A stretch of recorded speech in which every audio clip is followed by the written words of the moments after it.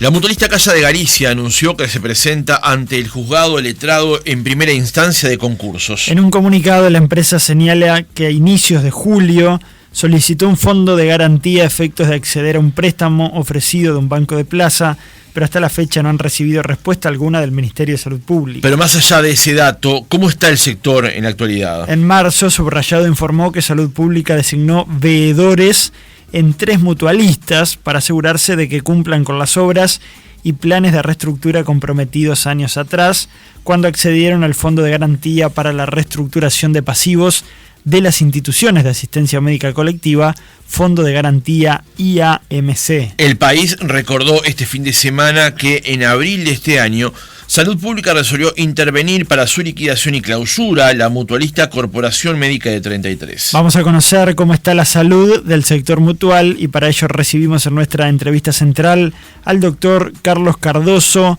presidente de la Coordinadora Nacional de Instituciones de Asistencia Médica Colectiva. Doctor Cardoso, buenos días, ¿cómo le va? Buen día, ¿qué tal? ¿Cómo están ustedes? Muy bien, muchas gracias por atendernos. Por favor. Doctor, en primer lugar, es bueno darle contexto al reportaje. ¿A quiénes representa la Coordinadora Nacional de Instituciones de Asistencia Médica Colectiva, tanto en Montevideo como en el interior? O en el interior de FEPREMI, ¿no?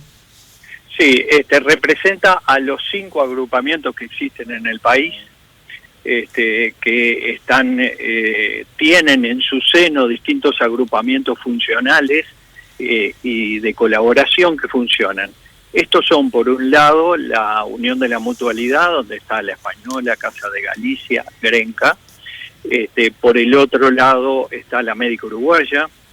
Por el otro lado está la CIES, que tiene, digamos, algunas empresas representativas como el CASMU, COSEM, el Evangélico.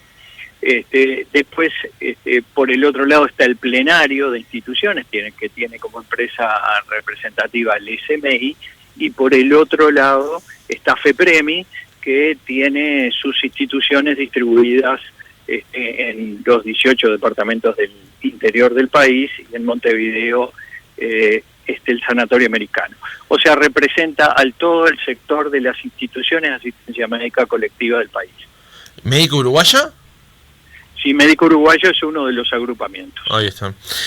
Doctor Cardoso, en términos generales, porque la idea no es detenernos exclusivamente en la situación de Casa de Galicia, que es el disparador de este reportaje, ¿cómo está la situación en general del sector de las mutualistas, de las empresas de salud en Uruguay? Bueno, no hay ningún sector en el Uruguay que no haya sufrido los efectos sociales y económicos de la pandemia.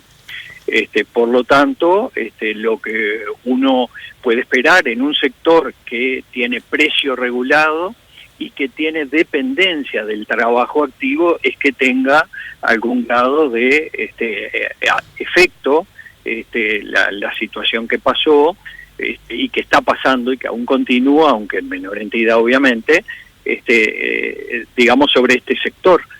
Este sector tiene desde que se realizó la reforma en el año 2007 y 2008, tiene una dependencia de 2/3 partes del trabajo activo, o sea, de que exista trabajo para la gente digamos, en situación de trabajo. Para cobrar las cápitas, ¿no?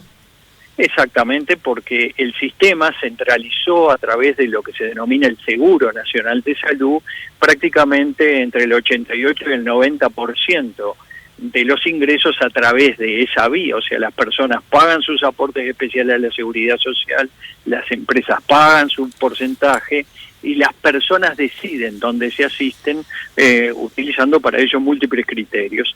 Y en base a eso, las instituciones tienen una dependencia de ese ingreso de entre el 88 a 90%. Doctor Cardoso, ¿hay algunas situaciones diferentes de otras en el sector? Digamos, ¿hay unas empresas que usted ha analizado o sabe que están en una situación más difícil que otra? Bueno, esto tiene muchos años en el sector. O sea, en primera instancia sabemos que hay tres instituciones que sí tienen veedores nombrados por el Poder Ejecutivo, que están vinculados a los contratos de fideicomiso que se votaron en su momento, que se aceptaron en su momento por la ley de fideicomiso, que con garantía del Estado. Y esas instituciones tienen planes de reestructura y justamente esos veedores están en los contratos. Se decidió por parte del Poder Ejecutivo del Ministerio de Salud Pública ponerlos para controlar que se cumplan los contratos preestablecidos para que fueran otorgados esos fideicomisos. Esas tres empresas son la española, CASMU y Casa de Galicia, ¿no? Que esas tres empresas son Asociación Española, CASMU y Casa de Galicia. Exactamente. Y bueno, ellas tienen en definitiva esos compromisos de gestión y el funcionamiento a través del repago en los tiempos que está previsto en los contratos del fideicomiso. Ahora, el resto del sector también no es un sector holgado, tiene todos los mecanismos, digamos, económicos bajo regulación, bajo distintas fórmulas, no solo por precio regulado, en el valor de la cápita, en las metas asistenciales, en las tasas moderadoras, que son los ingresos básicamente genuinos de las instituciones, sino también en los sistemas de controles mensuales que se realizan desde hace muchos años sobre el sector, con información mensual, que se denomina Sistema de Información Nacional Asistencial, tanto en lo económico, en lo financiero y en lo asistencial propiamente dicho, con un sinfín de indicadores mensuales que se presentan bajo declaración jurada del Ministerio de Salud Pública. Y a su vez, los balances de las instituciones deben de presentar, por un lado, un mecanismo de auditoría externa y por el otro lado, un plazo muy estricto que es a fin de año, en el cual de ahí se determinan toda una serie de indicadores también del sector.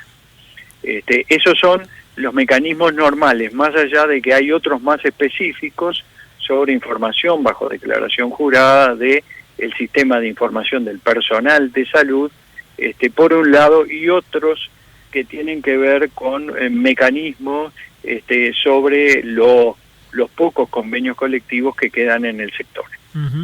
Doctor, para poder comprender, usted está explicando en forma muy buena cómo es la situación y cómo viven estas empresas, ¿no?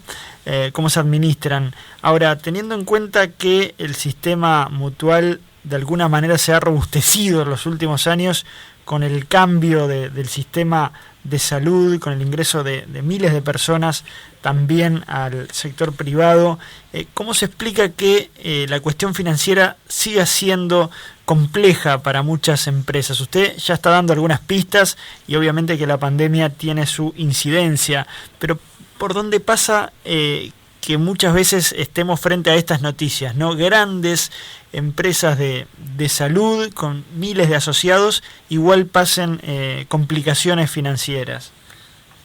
Bueno, este es un sector que tiene precio regulado, como decía, y tiene también lo que se denomina una canasta de prestaciones. Las canastas de prestaciones es lo que las instituciones deben de darle a sus afiliados como servicios en contraprestación de esa cápita. Esa cápita está determinada, determina el riesgo según edad y sexo de cada afiliado. Entonces lo que sucede es que es un sector muy dinámico en lo que tiene que ver con los cambios de la pericia médica, y habitualmente los cambios en la pericia médica conllevan atrás inversiones y costos nuevos en general, en el caso de que sea equipamiento no producido en el Uruguay, o sea que la referencia es el valor dólar, la importación, y a su vez esas técnicas que requieren en la mayor parte de los casos capacitaciones, una parte de ellas en el exterior, y que obviamente tienen costo, y que eso se refleja después en el principal costo que tiene el sector, que son las retribuciones de las personas que trabajan en el sector. Entonces, Esa carrera, vamos a llamarlo en términos para que se entienda, es la carrera del avance de la medicina, muchas veces no tiene por qué verse a tiempo real reflejada en los costos, y de ahí es que se producen determinados desbalances. Y obviamente, cuanto más edad, esto está muy determinado estadísticamente, cuanto más proporción y mayor edad tienen los afiliados a determinada institución, cuando superan determinados porcentajes, o sea, se empiezan a generar desequilibrios a largo plazo. Hay uno de los elementos que se denomina índice de envejecimiento. Esto quiere decir la proporción de las personas mayores de 65 años, mucho más consultadoras, que aquellas menores de 15 años en cada institución. Ese indicador, en general, cuando supera el 20-21%, empieza a ser un problema que se sabe que a largo plazo pueden haber dificultades económicas por los servicios que se brindan. Sí, doctor, justamente sobre eso, y sin dar nombres porque la idea no era puntualizar sobre ninguna de las realidades en particular, pero de las empresas que mencioné cuando se determinó que el gobierno colocara en ella veedores, una tiene 195.000 usuarios, pero la otra tiene 44.000, cuando tienen que prestar una gama de servicios relativamente similar. Eso debe generar amplios desequilibrios, ¿no? Sí, genera amplios desequilibrios. Mire, acá hay una cuestión que tampoco hay que mirar la situación individual. En este sentido, hay muchas instituciones en el Uruguay de ese porte que pueden no tener los mismos problemas porque hacen alianzas con otras para generar una escala suficiente que permita, en definitiva, tener un colchón distinto. Entonces, no es solamente mirar la institución aisladamente, sino sus asociaciones de funcionamiento, digamos, las que generan, digamos, esos márgenes. Uh-huh. Doctor, déjeme volver sobre un punto que usted manejó en el arranque del reportaje que me parece bien relevante destacarlo y si es posible profundizar sobre él. Usted comentó que la cantidad de socios, afiliados, usuarios de la Mutualistas está íntimamente emparentado con la cantidad de personas trabajando, o sea, personas que están en blanco, están activas a través del Sistema Nacional Integrado de Salud y las mutualistas cobran cápitas por esos usuarios. En la última realidad, digamos, del año 2020 y 2021, cuando hubo una caída de empleo, se puede discriminar diferentes cifras, digamos, pero hubo una caída del empleo, eso fue un hecho. Las mutualistas vieron reflejado ese golpe en sus finanzas. Sí, eso es así, e inclusive todos los acuerdos de Consejo de Salarios del año pasado, que terminó firmándose a principios de diciembre del 2020, en definitiva reflejan para la recuperación salarial distintos porcentajes según la escala de afiliados que se vayan recuperando. El sector llegó al pico máximo de afiliados, el sector de las instituciones de asistencia médica colectiva, en 1.980.000, 990.000 por allá por fines del 2017, principios del 2018, después que se terminó toda la cadencia de ingresos que marcó la ley de jubilados. Recuerdan, allá por el año 2011-2012, que se fueron ingresando año a año, cada julio, las distintas franjas. Entonces, el sector básicamente cayó, en términos prácticos, unos 50 a 55.000 afiliados. Es cierto, y acá hay que decir que en general esa caída se ve siempre amortiguada por los efectos de los seguros de paro, o sea, la seguridad social uruguaya, que en definitiva difiere los efectos de estos asuntos, y el Parlamento que votó extensiones de seguros de paro, etcétera, etcétera, y además, en acuerdo con el Poder Ejecutivo, en diciembre del año pasado se generaron algunos aspectos de los llamados cápitas garantizadas, que son aquellas personas que eran del sector que cayeron digamos, por perder el trabajo, porque las empresas a las que pertenecían ya no estaban, y que a través de un acuerdo con el Poder Ejecutivo se denominó, se volvió a cargar a esas personas como afiliadas del sector, como si tuvieran un seguro de paro extendido, que es algo similar a los que sí tenían empresas vigentes, y ese acuerdo dura hasta fin de año. Entonces todas estas cosas, en un momento de pandemia en que el sector tenía que trabajar y tenía que invertir, digamos, fue respaldado de esa forma. Todos estos mecanismos excepcionales terminan obviamente a fin de año. Claro. Quiero volver a la cuestión, por ejemplo, del corralito mutual, así se lo conoce popularmente, no es la palabra técnica, pero ¿cuánto influye, cuánto este mecanismo genera estabilidad en el sistema? ¿Hay planes para de a poco ir cambiando esta metodología? ¿Qué nos puede decir al respecto? Bueno, eso ya cambió a partir de marzo de este año, en el sentido de que hay un cambio en lo que se llama la movilidad regulada.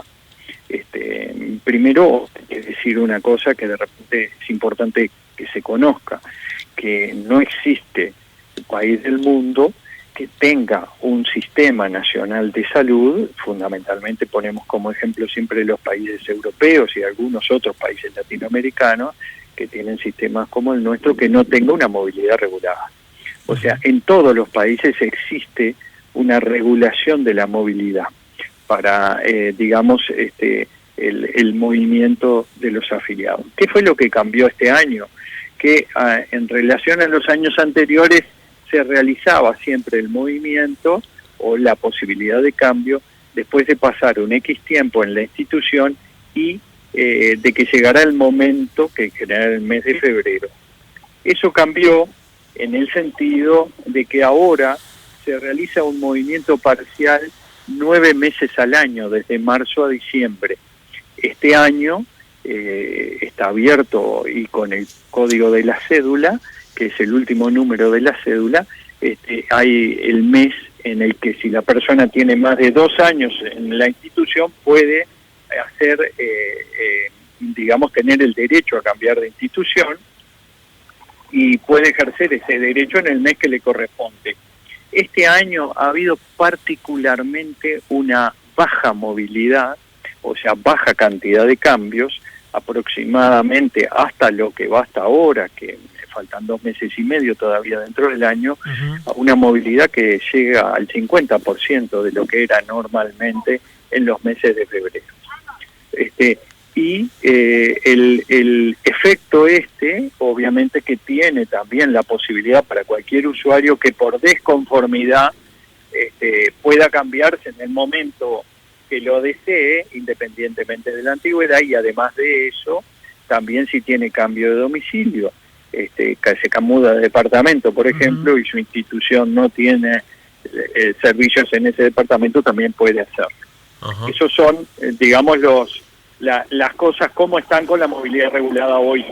O sea, sigue habiendo regulación en la movilidad, no es una movilidad libre, digamos, pero tiene más libertades que antes.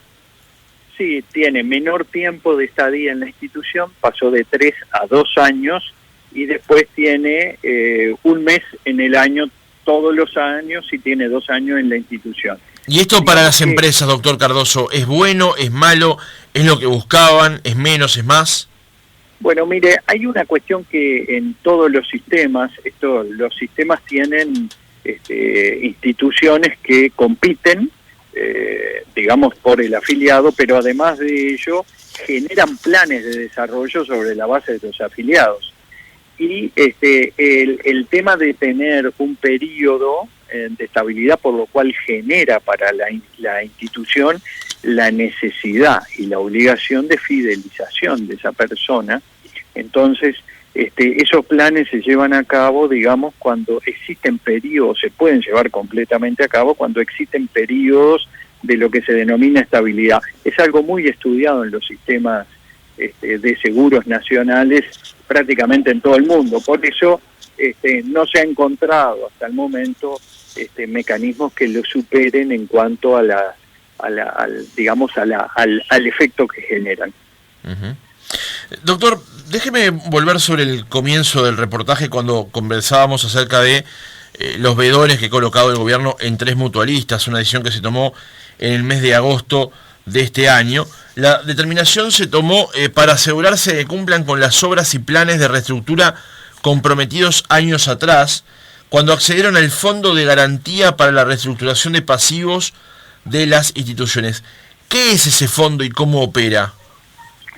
Bueno, las instituciones que tenían necesidad de hacer recomposición de sus deudas, o sea, en general eso se refiere a poner en plazo financiero suficiente como para poder cumplir con la deuda, lo que la ley permite es presentarse ante el Ministerio de Salud Pública solicitando, o sea, estableciendo la imposibilidad de cumplir tal cual tienen previsto todo su pasivo y haciendo una recomposición de ese pasivo no solo en el tiempo sino en la moneda.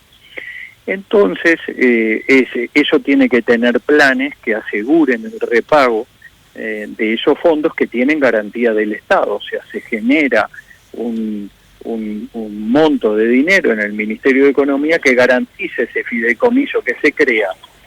Entonces, la institución presenta planes que demuestran o que viabilizan un flujo de fondos para el repago de esos créditos y cambia créditos en general de corto plazo y de mediano plazo por más largo plazo y en una moneda vinculada al valor, a la moneda de la cápita, que es el peso uruguayo. Entonces, es para eso, para obras de mantenimiento de edificios y para historia clínica electrónica. En términos generales, esos son los 3 aspectos que se permite, digamos, por esta ley, acceder a esa posibilidad.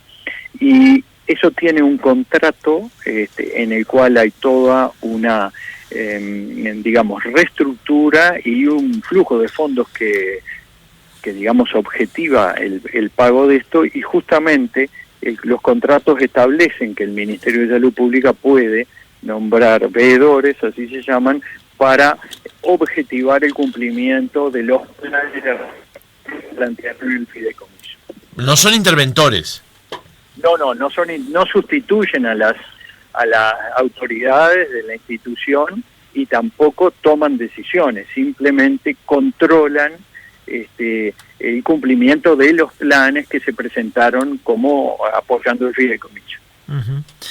Doctor, hacia futuro, ¿cuáles entienden ustedes son las reformas o los cambios que deberían aplicarse en el sector para que sea viable o para que no pase por situaciones como las que usted ha comentado en este reportaje?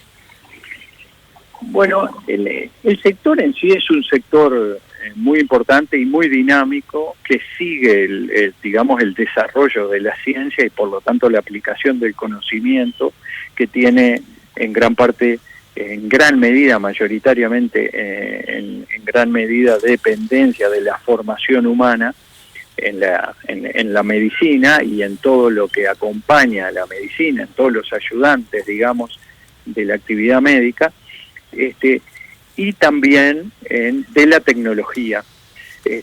Por supuesto que tiene aspectos que tienen que ver con la gestión y con la organización, que esa es la clave del funcionamiento para esto y de la planificación. La profesionalización en el sector en cuanto a la parte de gestión está dada desde hace muchos años, hay mucho esfuerzo en ese sentido. En la parte médica está claro que los profesionales en general uruguayos son buenos, están actualizados y permiten llevar adelante servicios modernos y con la pericia muy actualizada. Después está todo lo que tiene que ver con la parte económica y financiera. Uno no puede desprender absolutamente nada, no puede desprenderse como que la parte económica financiera está alejada de esto. Mire, el 68-69% de los egresos mensuales de las instituciones están vinculadas a salarios de todo tipo de personal. Entonces ustedes imagínense que si será importante mantener esas ecuaciones en virtud de que ese porcentaje se paga mensualmente y a fin de mes, y ese es un nivel de dependencia que tienen las personas para su vida, y por lo tanto digamos, cualquier alteración en esos flujos de fondos genera grandes problemas que tienen que ver con personas, con agrupaciones, con gremios, etcétera, etcétera. Doctor, ahora le voy a seguir consultar sobre eso, porque obviamente los trabajadores del sector de la salud privada han hecho algunos comentarios con respecto a la última situación conocida con respecto a Casa de Galicia. Pero déjeme hacerle esta pregunta, que más que pregunta termina siendo una reflexión. ¿Cómo se puede asegurar la continuidad de algunas empresas cuando hay unas que tienen 4 o 5 veces más usuarios y su situación tiende a complicarse por la edad de sus afiliados eventualmente? ¿Cómo se puede asegurar la continuidad empresarial allí? Bueno, ahí el principal el tema ahí es generar alianzas de funcionamiento que en definitiva generen escalas razonables o que estén dentro de la lógica de la gestión. Y para eso justamente que existen los agrupamientos, y yo por eso al comienzo de la entrevista hacía referencia que hay agrupamientos que ya tienen alianzas de funcionamiento.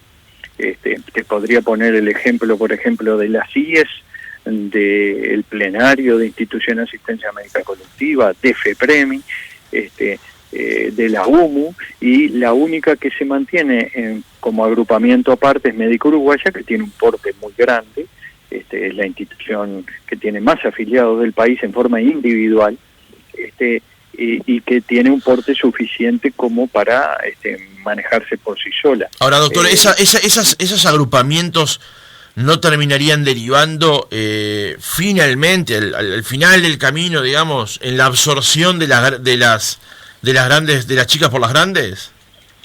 Bueno, no sería el objetivo. El objetivo básicamente sería generar escalas, o sea, acuerdos de desarrollos acordados de forma tal que los servicios se den en un sistema que permita mantener las ecuaciones económico-financieras y los servicios funcionando. Ese sería el objetivo de los acuerdos de funcionamiento. Usted decía recién que la Médica Uruguaya es la que más usuarios tiene. ¿Sabe la cifra? ¿La podemos revelar? Sí, está publicado en la página del Ministerio de Salud Pública, pero tiene alrededor de 320.000 afiliados.